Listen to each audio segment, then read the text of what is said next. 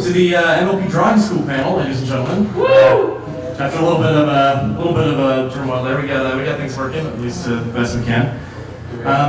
For those of you that don't know what these panels are like, we've been doing them for a few years, especially here. This is a draw-along style panel, so if you want to draw along with us, or me, or whoever's sitting at your table, feel free.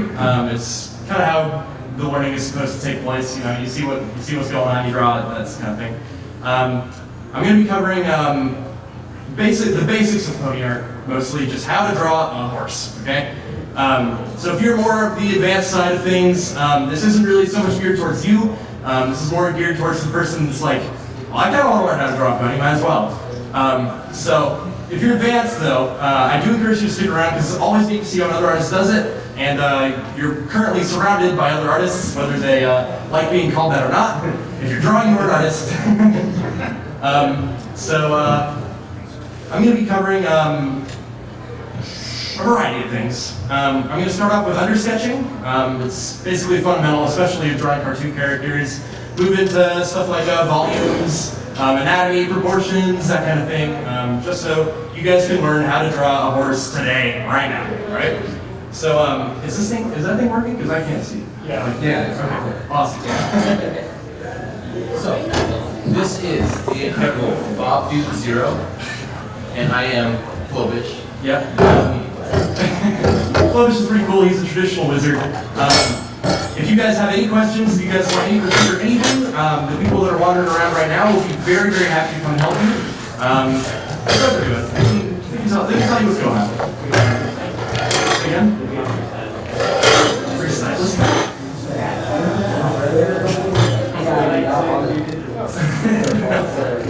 You spent like $70 on making this. Anyways, without further ado, well, actually, it looks like we finally have some tables now. So if you guys want to move over to those tables if you want to draw, absolutely feel free. We've got paper, we've got pencils. So come along, draw along with us. But it is in fact 3:21. And I'm supposed to start 6 minutes ago. So, let's go ahead and get started, shall we? So, first things that you really need to focus on in pony art is, like I said, undersketching.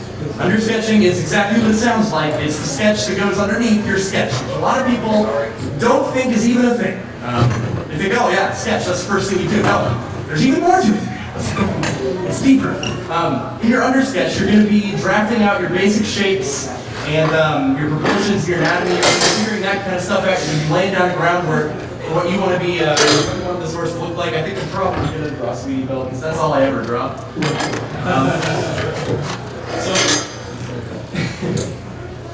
Ponies happen to be built out of circles. So this is way too small and one looks in. So I tend to start with my head for the circles, just because it's just where I begin. Ponies in general are just a circle for the head, a circle for the chest, and a circle for the flank. People like to put circles all over the place on these things because circles equal cute. The HDMI thing kind of messed with my resolution a little bit. This is not feeling like it usually does, but that's okay. It's okay. We'll make it do with this. Okay, so you're gonna start off with a circle for your head or something like that, right? It doesn't need to be perfect. It just needs to be a circle, so you know what's going on. You're gonna be building your proportions and stuff out of this. So next up, well, I guess I should probably draw. Who do you guys want me to draw? Sweetie Belle. Well, but that's a filly, so if like the proportions are different for fillies. The mascot? Okay, you're referring to the mascot though. Alright, cool. Oh yeah, that's another thing I should probably say. References are an artist's best friend. You want to talk about this a bit?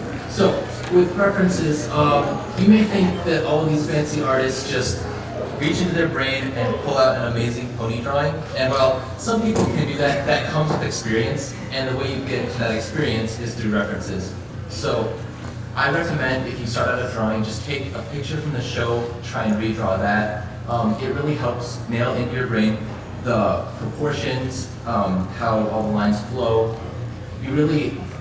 It's not like about creating all this new stuff from your head just like out of a black hole. You really need to use the references to not like copy the references, but use it to guide your work. So using the references to measure proportions, like if you're looking at your horse and you think maybe the body is too big, you can take a show reference. Maybe it's not actually the same pose as yours, but you can just like use your pencil, like measure the relative size of the head to the body, to the length of the hooves or anything like that. And you can apply that to your drawing and see like maybe I made the body too long, maybe it's a little bit too lumpy or something. It's a great comparison tool because, again, you don't, like, how often do you just intently like stare at people's shoes, for instance?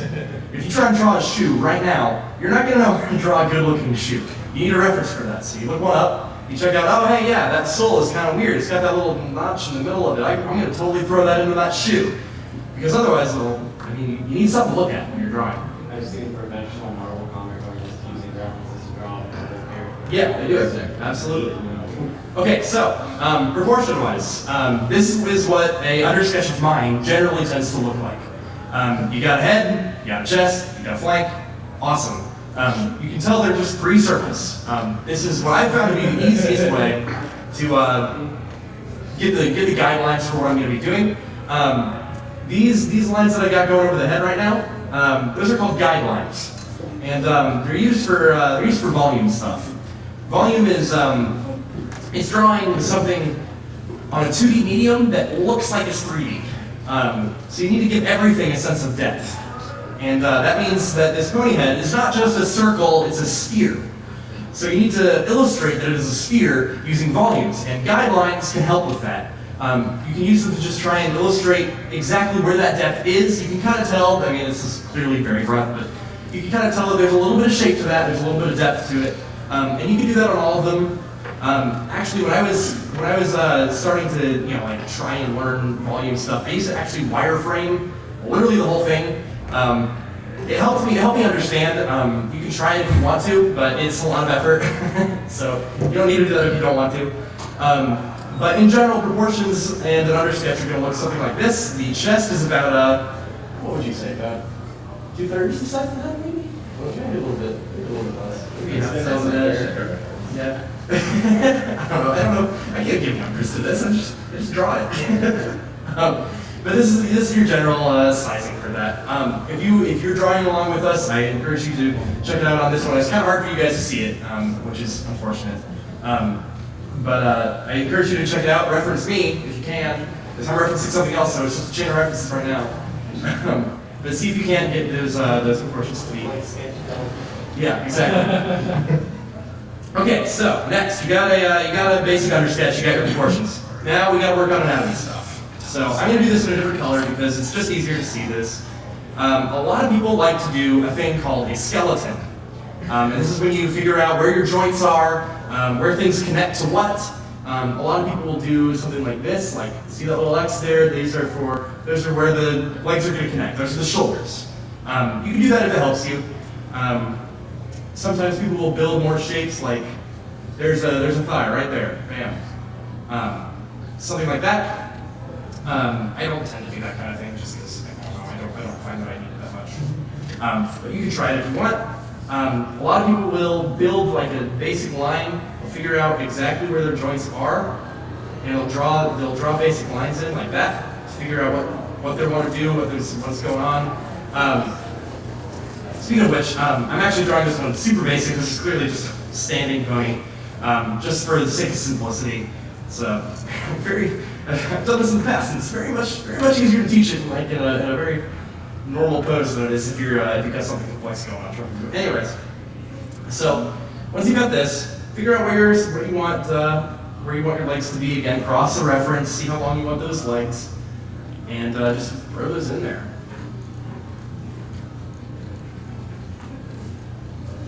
Man, I hear people playing Super Smash Brothers Melee next door, and I want to play so bad.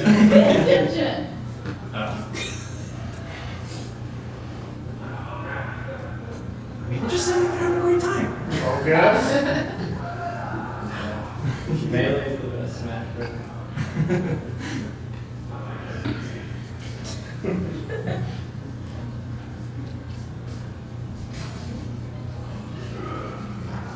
Are we trying to make them all keep it down? We're trying to draw horses in here. Serious stuff. We're creating art. Your violence is distracting us.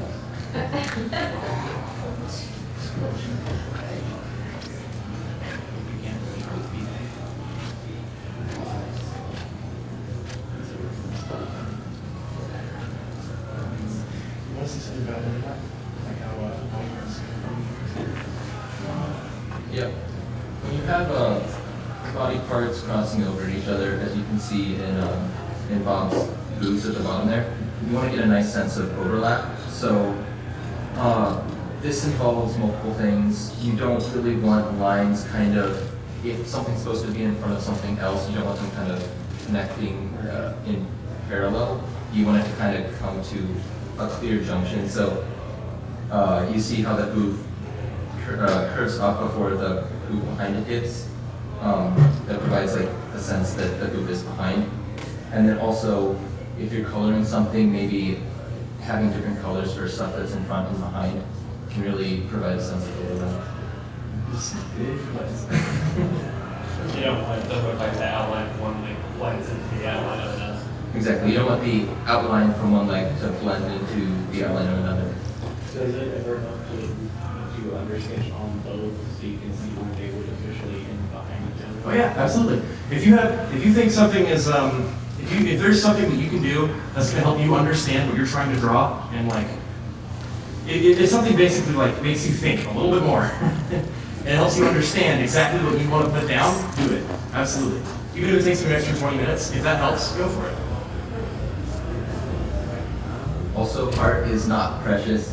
Feel free to erase anything. If you think it looks wrong, you can erase it. You can redo it. You've already drawn it once, like you can definitely redraw it again.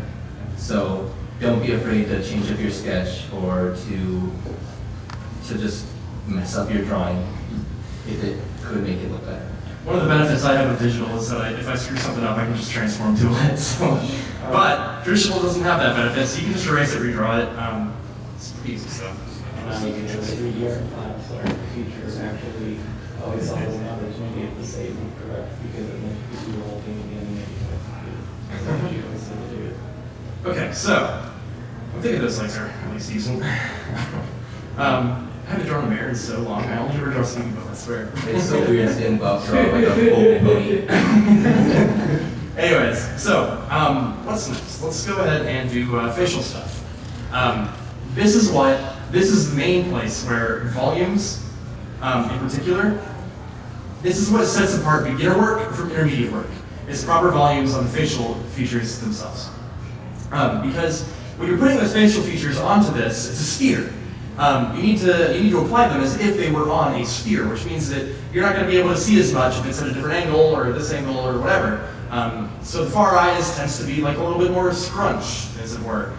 There's a reason for that. It's because it's on the farther side of the sphere. Illustrating this is very, very important. It makes things pop. It's volume. It's very important stuff. It takes practice, though. Volumes in particular. They're not the beginner's friend. But there's a reason why it's the separation of beginner and intermediate. And it's because people with proper volumes, they look it. Like there's some people with some great volumes, and I study them every once in a while. But I kind of did a weird head shape here, but that's okay. Whatever. If anyone drawing has any questions about their art or has any questions at all, just feel free to raise your hand and somebody can come around and answer that for you. Or if you have any questions for me, That's true. just yell, "Hey Bob, dude, you're doing something stupid." Yeah, we can help out also. We're over here, help you guys out. Okay, so right here you can see where guidelines tend to come in handy. The way I do my guidelines is I'll just separate my sphere into 4 parts, right? And thankfully, since we're drawing ponies, it's very easy to figure out where you're going to want to put your facial features if you have guidelines like this. For instance, I put the muzzle on the dead center of where those lines intersect. Eyes I'm a little weird about. Some people will do another guideline, like right up here, to try and figure out where they want their eyes to end and stuff like that. I don't know. That's one of the things that I Eyeball it? yeah, pun completely intended.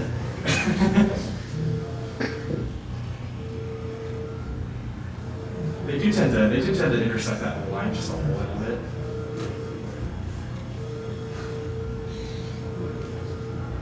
Okay, I'm struggling so hard to use this. Like, this is not my usual. That's okay. That's okay. I'll make it work. No, it's like so I used to have like the whole thing, right? And now it's shrunk. It's strange. Question for you. Yeah. Now, obviously, with sight, you have the luxury of flipping it. Mhm. If you're used to a certain orientation with how you draw and whatnot, and as far as drawing your circles, starting to work around, is there a nice trick to when you're having to work in the opposite direction of how you're used to drawing in order to get something done? So you can rotate everywhere, all over. Your right digital does have the benefit of being able to do that, but the only reason I'm doing that is because it's a lot less time than doing this. So, but you should definitely be switching your canvas or your paper around so that it goes with your wrist. A fun thing you can do actually in classical art and stuff is if the artist has drawn a moon, whichever way the crescent goes, you can tell their handedness. Because right-handed people want to draw their crescents like that. Left-handed people want to draw them like this because the wrist just naturally goes that way. So that's a little fun fact, but definitely move your paper so that you get that, so that it's more comfortable for you. And it's also way easier to get lines. Oh yeah. Like, You use a different way of writing that doesn't normally translate to art. So I'm trying to, essentially going from the way I'm used to writing to now having to teach myself how to use more of my fingers to do the motion. So doing circles and that, it's a little harder for me to train myself. So I was learning different tricks to essentially allow yourself to move into that quicker. nah, you just gotta make sure, as long as you're as comfortable as you can get, with as limited as moving the paper around is the best you can probably do. And if you're looking to get really smooth lines, you could look into trying to draw from your shoulder. So drawing from your fingers, you end up, you can only really make small movements, and if you have to go more, you use your wrist, and then you're kind of really limiting how much you can move. And also your fingers aren't really like the strongest muscles, and they're not the smoothest. Unless you play a lot of World of Warcraft. Unless you play a lot of World of Warcraft. So drawing from your shoulder allows you to get a more full range of movement, and also it's a much stronger muscle and can produce a lot smoother lines. Okay. It takes a lot of practice though. Oh yeah. Is that ear too big? That ear is fine. Are you sure? It's alright. Man, we really should have called him on that one. Like, It's digital, so you can just shrink it in the end. yeah. Anyway, so hopefully you can see why. Why? Whatever. So, anyways, here you can see kind of how those guidelines helped me out a little bit here. You can see that far eye is just a little bit horizontally shrunk, right? But the reason behind that is because it's on a sphere and you just can't see as much of it given this angle. So definitely make sure you're doing stuff like that. Guidelines are extremely important. Well, volumes are extremely important. Guidelines are just whatever. Just rambling now. References are also extremely important because if you would look at a reference, you can see stuff like that. Even just looking at Bobby's art, any art is a reference really. Though the reference will necessarily influence how you draw, so the quality or the style of art that you're using as a reference definitely matters. Now, eventually, when you've used volumes enough, you kind of get a little bit tired of just doing a regular old basic sphere. A lot of artists you'll see use a kind of cheek and a kind of a little bit of a definition for the eye there. I ain't one of them. But if you want to get, I just did your basic everyday sphere for so long. It definitely worked for what I needed to, but nowadays I find them to be a little bit more attractive to do something like that. And again, that's a volume thing. You need to visualize how that sheet even would look given this head angle and stuff like that. And how it works with the eyes and all that kind of thing. So volumes, man. It takes so much work to get get your volumes to look like you want them to, if that makes Take sense. a picture of you going like this and saying volume.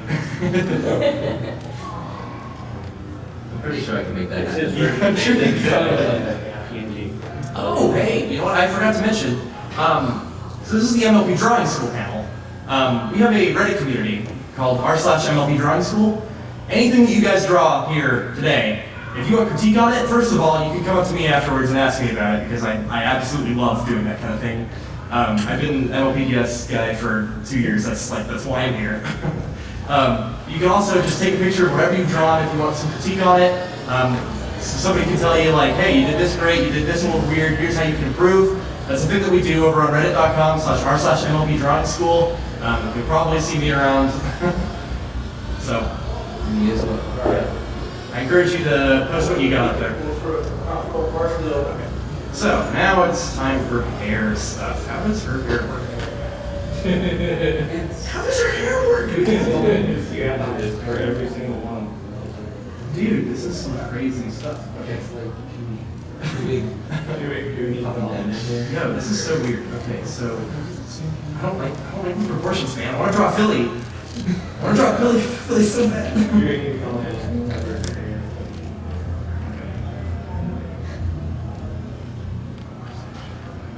Okay, so hair.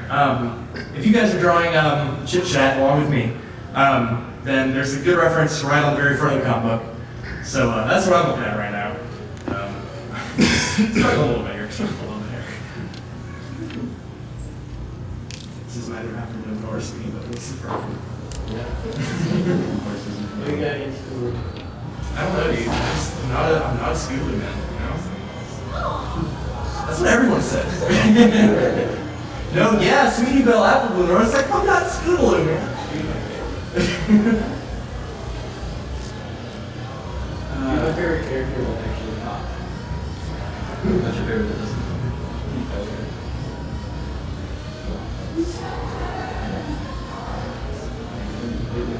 What's up?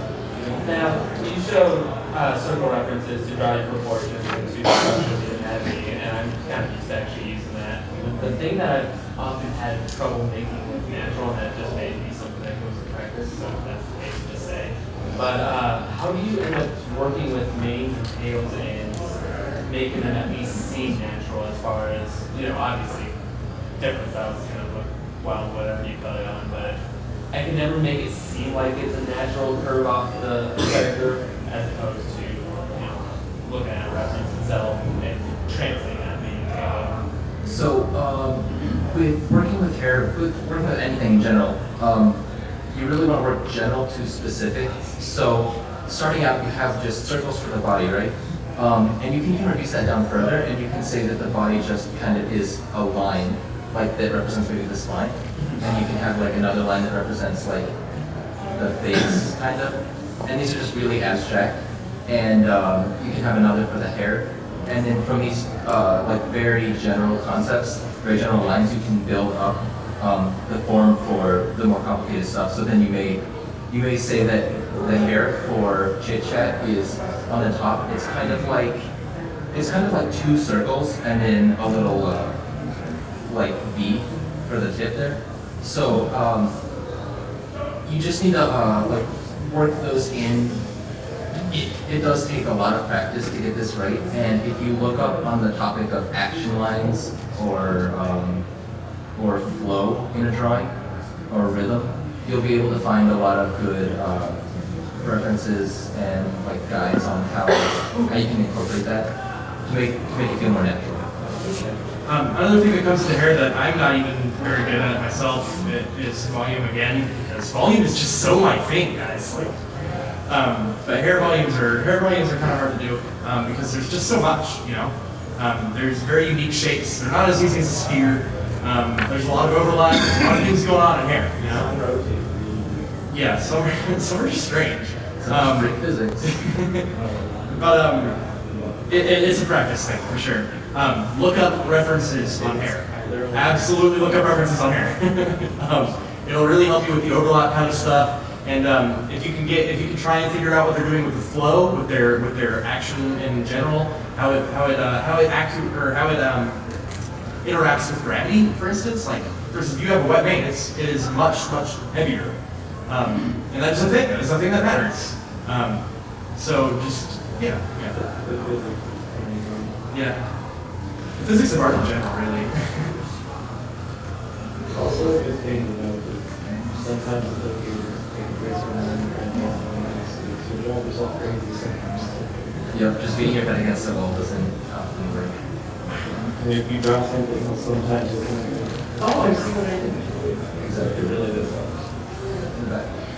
Yes. I've been drawing ponies as a hobby for the past couple of years now, and I can see like I have improved a lot since I started. But one thing there's actually two things that I'm having problems with is facial expressions and posing.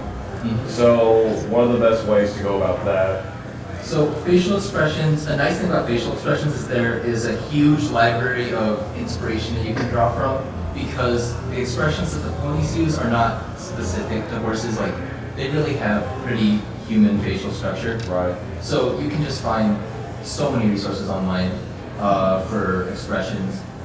As for posing, again, like references, look up your favorite artists, see how they end up posing the ponies. Pretty much every single pose that can be done has been done. So you'll be able to find something, and even if it's not exactly what you want, you can use it as a jumping off point. You don't have to use the same photo either. So That's true. Here's the thing that I can talk with you about real fast about yeah, that was fine.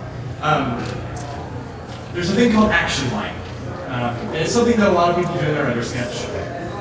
So if I just have this under sketch here, my action line looks something like this. That's all. There's really not a whole lot going on. In fact, I think it's more like that. Yeah, so it's like that.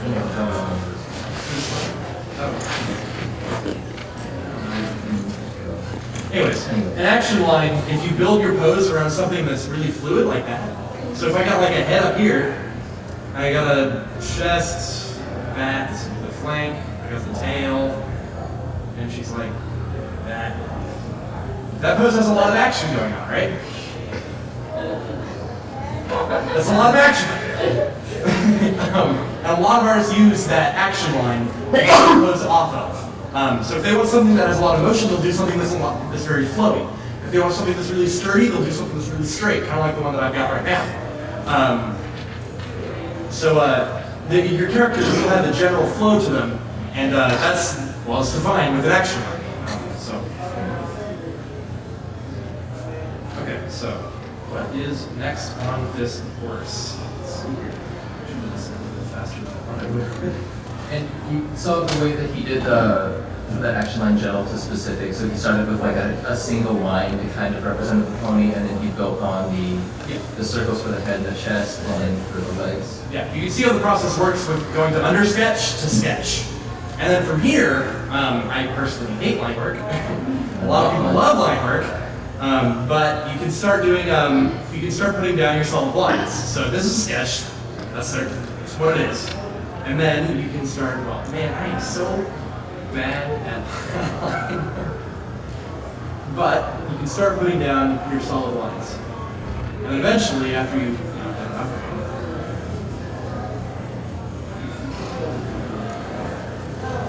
eventually you'll build up all the lines on your pony, right? And if you're doing digital, which I know some of you in here might be doing digital, one of the things that a lot of artists do is they'll do this line work, and then they'll take a selection tool and just select that. And then from there, they'll just do their color fills and stuff like that. So they'll start from a sketch, they'll do their line work, and then they'll start filling in with color. I don't even do that anymore. I've started doing a lineless thing just because I find line work to be kind of tedious personally. But that's the thing. That's something that those are choices that you can make. If you don't like doing line work, don't do line work. It's probably good just to learn that kind of thing. It's a very beginner process. But if you hate it as much as I do, don't do it, because you're drawing this horse to have fun. If you're drawing it for any other reason, then I don't know. I really don't know. I can't think of another reason. Anyways, for ditto. But, if you're not having fun with your process in art, change it. Absolutely change it. And that's another thing. That's another thing we can talk about. Processes change. My process might not work for you. If you don't like doing it, if you don't like doing an undersketch to a sketch, and you want to eyeball, well, it'll probably take you an extra hour longer. But if you don't like doing that, then don't do it. Like, this is your art. You can do what you want. Something that a lot of people do is they'll do their values first. Like they'll paint it in black and white, and then they'll do like they'll do color over it and stuff like that. And that I can never do that because I can never do my voiceover right. What's up? That's me. Oh. That's what I do. Yeah, I find normal colors work a lot better. Just for me personally. Now, I you like work what on. you drew for ear. Hmm? I like what you drew for ear. Yeah, it's got that little bit of it's got that little bit of there. That's taking a long time to learn. Now, you do traditional, and you're obviously used to digital. Did you ever do traditional before you went to digital? Oh yeah. I learned traditionally way before I did digital. I still love doing traditional. I actually have my sketchbook literally right up here. The thing that I wonder that I'm gonna have trouble with is I'm used to doing traditional right now. If I end up going to digital, how much harder is it to relearn everything? There is a learning curve. It doesn't take long to get over, but that learning curve is basically getting used to the tablet itself. It takes a lot of people a long time to not have to look down and see what they're drawing, and instead look up and see what they're drawing. That's a brain connection. Hand-eye coordinate. That's what I was looking for. Anyways, it takes a while to figure that out. It's like getting good at Dance Dance Revolution. Yeah, it really is. Yeah, you can get a Cintiq, but those are so much more expensive. They're nice, but in case you're wondering, I'm using a Wacom Intuos 5 Touch Pro thing. It was before they did the name change. I don't know what this thing is considered anymore. I have the Intuos 4, and that's the thing that I'm kind of getting used to. It's not only being able to look at it, but of course the curve tablet. They're good tablets. They do take some getting used to. Don't get discouraged, because you're gonna go through a good month, 2 months where you're just like, man, this is frustrating. But you will get over it in time, I guarantee it. Did you ever hand up? Yes. Speaking of digital art, I'm considering making the move from traditional to digital at some point in time. What kind of hardware would you recommend for that? I see this tablet, like, I see other artists draw this tablet, like in their little jokes about it and stuff, but there's a variety of things out there. It depends on the quality you're looking for, as well as the price that you're looking for. You can look up Monoprice. They're generally cheap, and they're also pretty good. A decent amount cheaper, and I've heard good things about them, but it's not the quality of Wacom. Yeah. I mean, Yeah. dodgy drivers. Or dodgy drivers. So, fair. Wacoms tend to be the industry standard. A lot of people got Wacom. They're pretty versatile things. Like you can plug these in wirelessly and stuff. They're definitely good tablets. I recommend this one for sure. But you can look stuff up. It really depends on what your price range is and what quality you're looking for. I don't even remember the specs on this. It's like, this is tilt sensitive. It's like 2048 digitizer, stuff like that. This is so much more fancy than mine. It's a fancy tablet. So I actually recently, I wouldn't really call it a transition from traditional to digital because I still love doing traditional. Like, I'm really big into acrylic and watercolor painting. So, but I've been running digital as well, and the skills transfer over pretty much directly. Like, wherever you're at in traditional will pretty much be where you start off. And again, it's like you're learning a whole new medium. So it would be like somebody who's used to watercolor starting acrylic painting or starting oil painting. You've got to get used to how everything works.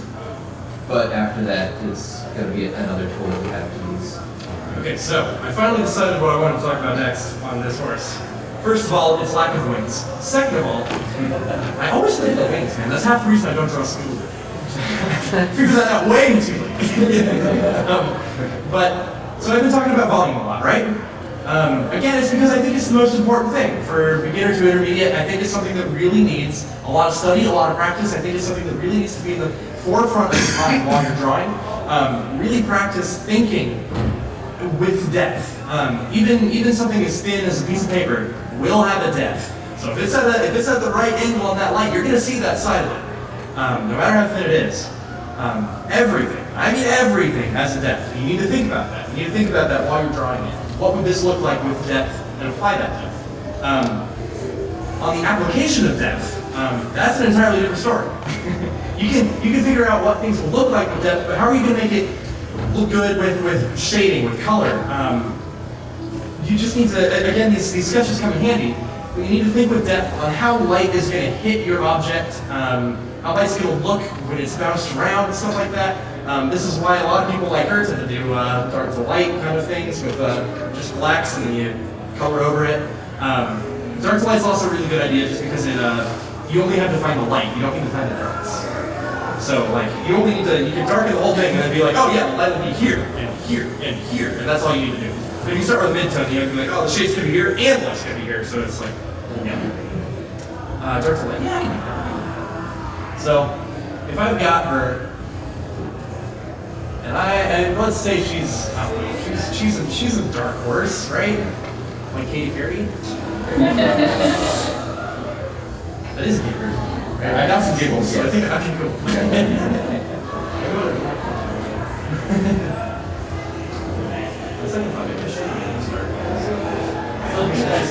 One artist who constantly streams his artwork through paint shop or paint side does is he ends up using like I don't know some sort of brush or whatever to just color large swatches of color over his design. And it's almost like he uses a magic lasso, but he somehow snips out all the colors that are outside of the lines he's using working. Is there any tools that you know of from paint side that might do that, or if there's a trick with the lasso tool? Well, the lasso tool doesn't really have very many tricks, but there is a thing you can do with the select tool. You have 3 different options over on the left there. You got transparency strict, fuzzy, and color difference. I don't know which artist you're talking about, but if they were doing solid color, then you can very, very easily use color difference to immediately select something. You can if he's doing a lot of different layers, like I do, then you can immediately just select things with fuzzy, like, okay, it's still a little bit transparent. See, like I just immediately selected everything that I've done here. So now I can, if I wanted to, I could draw on top of this and then not draw it outside the line here, like that. He might be doing what's called a clipping group, which is a new layer on top of something and then selecting that, and that means it clips to it. I can't draw outside of these lines until I unselect clipping group. So you might be doing something like that. And those are I don't use paint tools, right. so I don't know. You use Krita. I use Krita. It's a nice free program. But the only drawing program that really has like comprehensive select tool, well that I've used is Photoshop. Photoshop select tool is crazy. Like, and just like the quick select thing, basically it isn't almost every time better. The program is magical. Anyways, so dark to light, right? So if I want the light to be coming from the top left, because apparently that's what I did with those little light shines here, then I have this sphere for my head. It's still a sphere. There's a little bit of variation here, but it's still genuinely a sphere. So if the light's coming up from the top left, I need to figure out where that light's going to hit. That's going to be like right here. It's coming from right there. I'll just shade that in a little bit. The cheek is probably going to get a little bit of it here. This edge of the muzzle probably isn't going to be quite as lit. That kind of thing. This is going to get a lot. The inside of this is going to get a lot. That kind of thing. You need to figure out where light's going to hit based on your volumes. And after that, you can just kind of water tool them together if you're me. Yeah. Some people hate the water tool. I love the water tool. I'm not a fan of water tools, so I'll just build up the colors in a different way. But a lot of people ask, like, how do you know exactly where to put the light? How do you know exactly where the light's coming from? Practice and references are generally going to be your best friends there. My basic understanding of volume is going to be What's that? Somebody can be like, put the light somewhere else on like leverage flat. Yeah. See that part of it. You gotta watch your lights. Consistent. I've seen people kind of take like what some 3D modelers would do, and they would like put a source for their light or a source for their elements that might interact with the character. So now you can see that she has a kind of. So now you can see that she kind of has a defined muzzle, a kind of defined cheek. This is super rough, of course, but it's there, right? The light is bouncing off of that in places it should. I have a better example. Okay, so after a while, once you've, I have a lot of art. Working on this. This is something that I've been working on for a while now. So after a while, you develop your volumes into something that is kind of special to you. So clearly I'm still working there. But the body is more or less done right now. So what I've done is I started with a dark color, this color to be exact. I started with this color right here. And then what I did was I drew in everything. I defined all my edges and everything on that. And then from there, I added the regular orange of Applejack. In fact, I literally just color dropped it from Applejack. I just grabbed that and I painted it.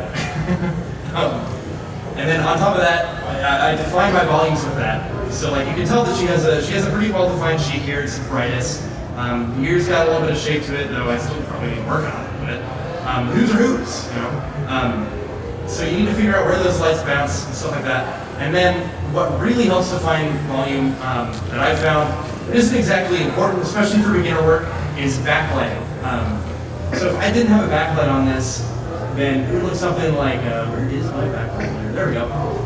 So yeah, it's darker. It still has the volume, but it's not quite as there. It's not quite as well defined because I'm using 3 different things to define the volume here, and all 3 of them work together. I'm using the basic underlayer, which is just that. It's pretty boring, but it's defining the volumes. Then on top of that, But on top of that, I'll add my main light source. And from that main light source, you can still work those volumes until you get them to where you want with that light source. That's a light source. It's going to help define volume. And then if you got a second one or a third one, it's going to define it even further. You're going to be able to build more shape with that light because there's only so much you can do with each hue, right? So that's the thing. That's how you can wind up developing your volumes. If you're working digital, traditionally you can do the same thing, right? It really depends on your medium. If you're using something like graphite, so just pencils, you can actually lightly shade in an area and use an eraser to make things lighter, and then use the pencil to make certain areas darker. So you kind of start with a neutral color in the middle. Because one of the hardest things working on, dark pencil on white paper is you have to start with white, so you can't go any lighter than that. So if you start by kind of blocking things in with a medium gray, you can work in both directions. For painting, it's obviously. A lot of people use Nintendo sketchbooks, right? Oh yeah. Yeah. So if you don't want to start on white, you can buy a Nintendo sketchbook. Yep, like a gray or tan sketchbook, and then you can use white color pencils on that, or graphite, and you can work in both directions. Okay, so what else does this? This is the basic gist of beginner stuff. It's just that under sketch, those guidelines, and how to work with volumes. Well, are there any questions at all? Anyone at all? Go for it. How do you do a color drop? Color drop? Oh, well, there's a tool right up here called the eyedropper. The eyedropper tool, if you just select it and then click on any color, it'll make your color that color. I've actually made it so that on my pen, this little button right here, that old doodad, will immediately select it, so I can just go pop like that. Even when I'm on a different tool, it'll automatically switch it for me. So it's super convenient. If you're working digital, I highly recommend you put that on there. Can you take it from a screenshot? Yeah, you can. If I wanted to import any image at all, which I actually did on I can do that on the Applejack. Yeah. So I can immediately just grab that. I can grab anything at all. Okay. The world is my oyster. Dude, I have that and the looping tool on my computer that Okay. Yeah, no, they're super convenient tools. Super convenient. I use them all the time. And what is the looping tool? Yeah. Anything else?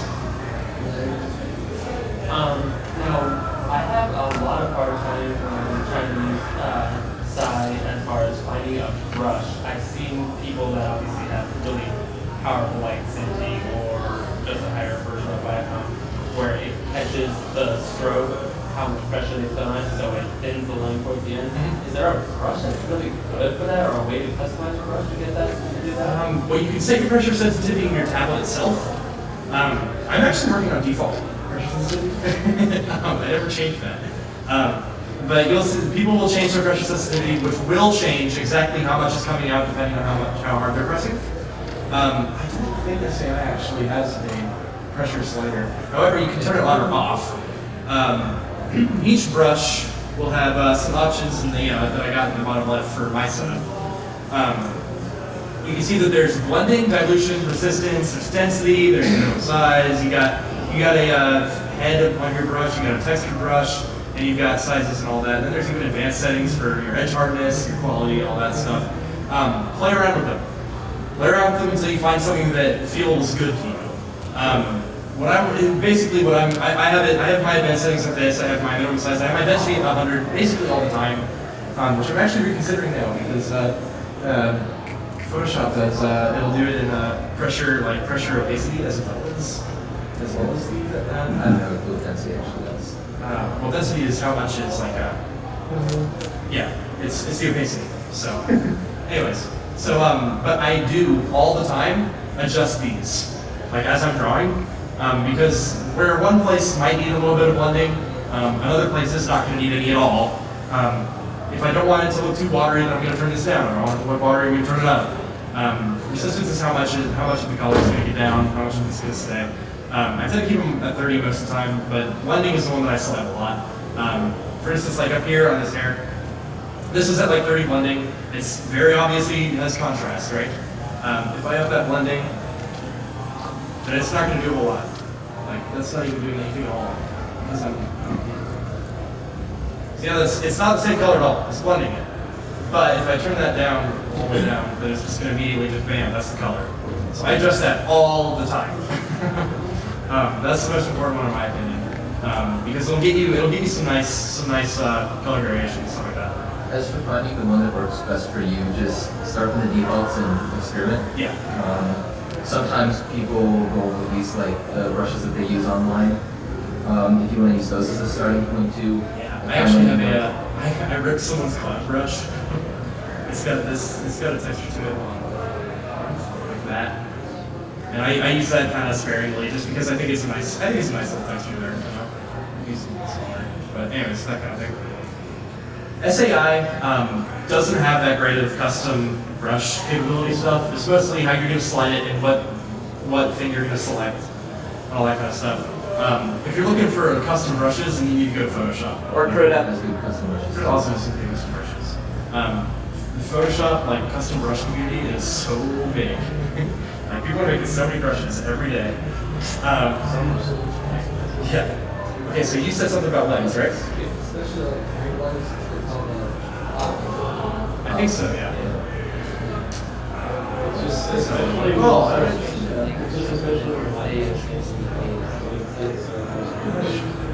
So for backlinks especially, the show, they have to simplify things because they're doing animation, they're on a budget, it has to look fluid. I would actually recommend just straight up horse legs, like actual horses, or if you can find an artist that does like a stylized horse in the way you want it.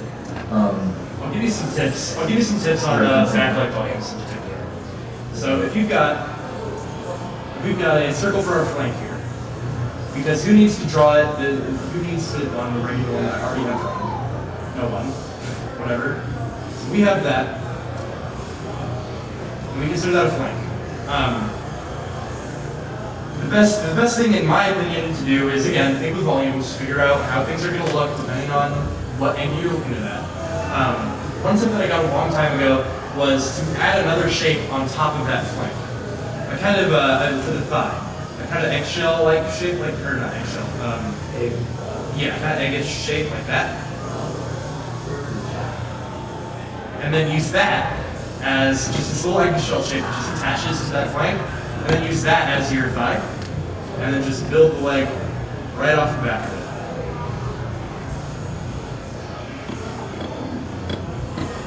That looks nice. It has some volume to it for sure. Once I like rebuild, you'll like erase this kind of thing.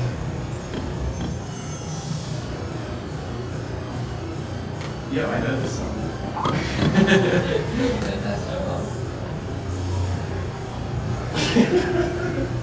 I can't remember the name. I don't know why. You need your name comment on It's Dank Trap. How can I not do it? So that's a little Wellington for you on back legs. Is there anything else you're curious about? Is there anything at all that I can help you with? Yes, we have a whole bunch of guides in the sidebar. They're kind of old. I'm pretty sure your super's trying to update them now. But we have tons of guys in the sidebar of that room. Pony City?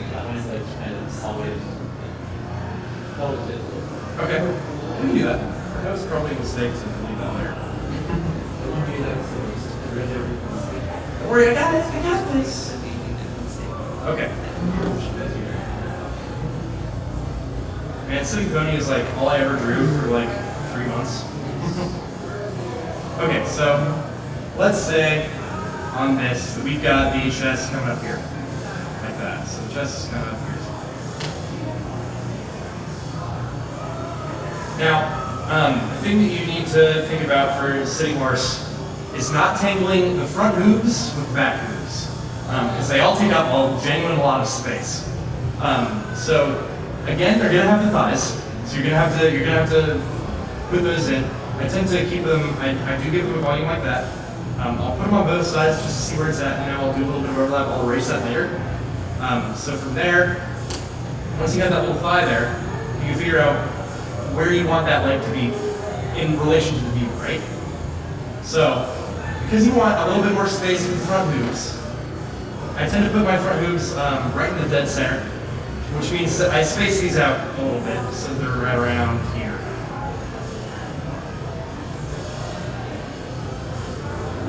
Like that.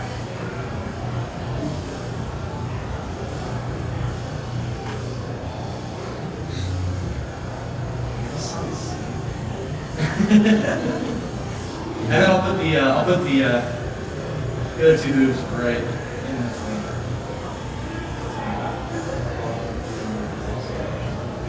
Yeah, it is. References, baby. Even if you're not around something, Yep. see what you can. Now, besides the thigh, if you're talking about how that leg is gonna like come underneath the flank there, I tend to think of my hooves like big old marshmallows because I'm a Sweetie fan. So I tend to make these into little bows. Like these have, if you wanted to wireframe these, it looks something like that, right? And then from there, I kind of bottleneck it in to one little point on the hog, which I probably should have figured this in.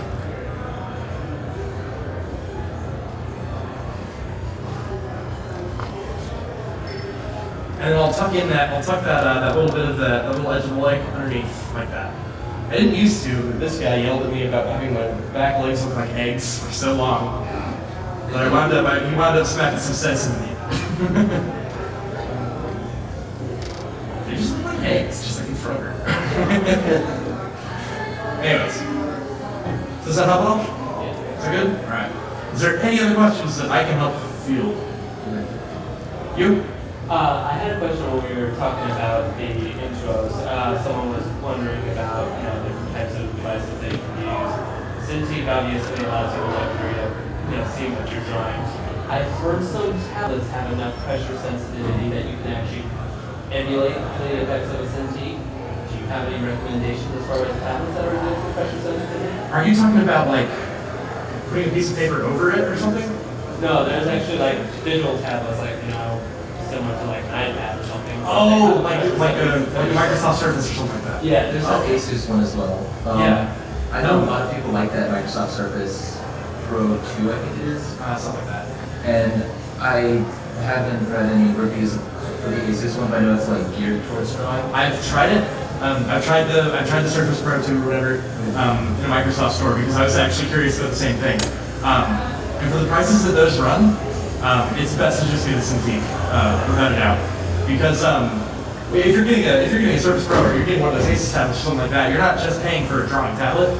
You're paying for a tablet, So if you're looking for something that is only drawing, and you want something like that, then definitely go with the Cintiq instead of those kinds of things, because you're just getting more that you don't necessarily need, unless you are looking for a tablet like that. And maybe that's for you. But the specs on those are actually they're like half as good as this one. This one was pretty cheap.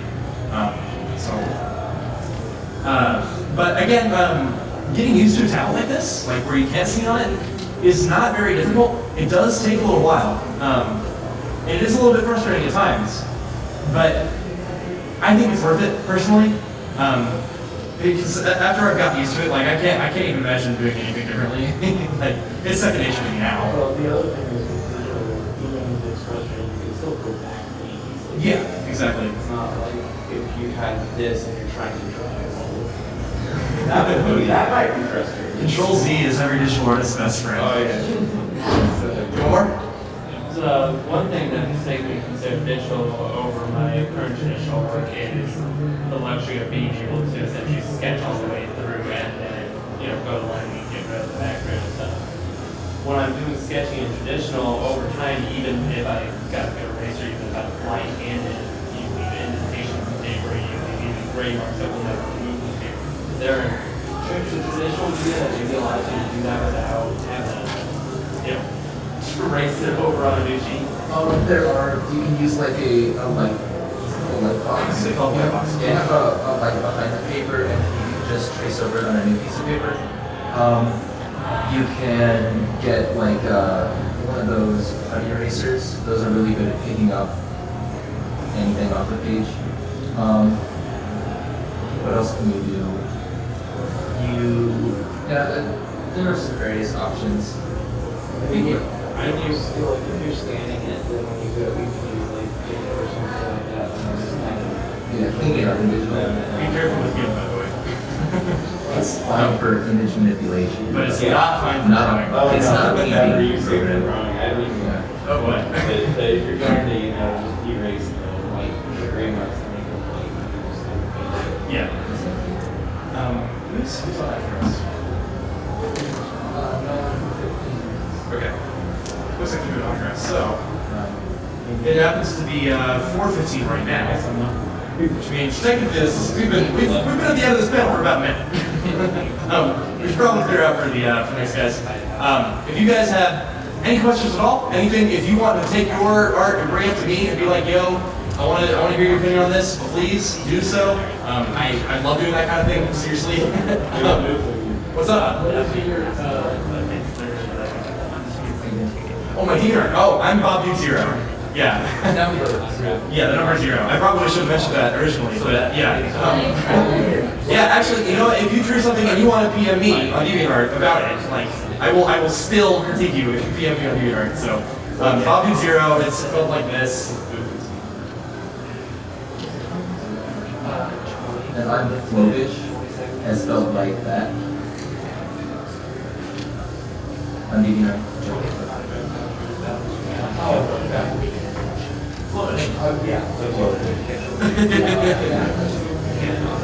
Anyways, if you guys want to come up and talk to me afterwards, feel free. But that's gonna be the end of it, guys. Thank you so much for coming. Hopefully, I'll see you guys on the subreddit and all that good stuff. Thank you guys for coming again. It's been a pleasure. Reddit.com/.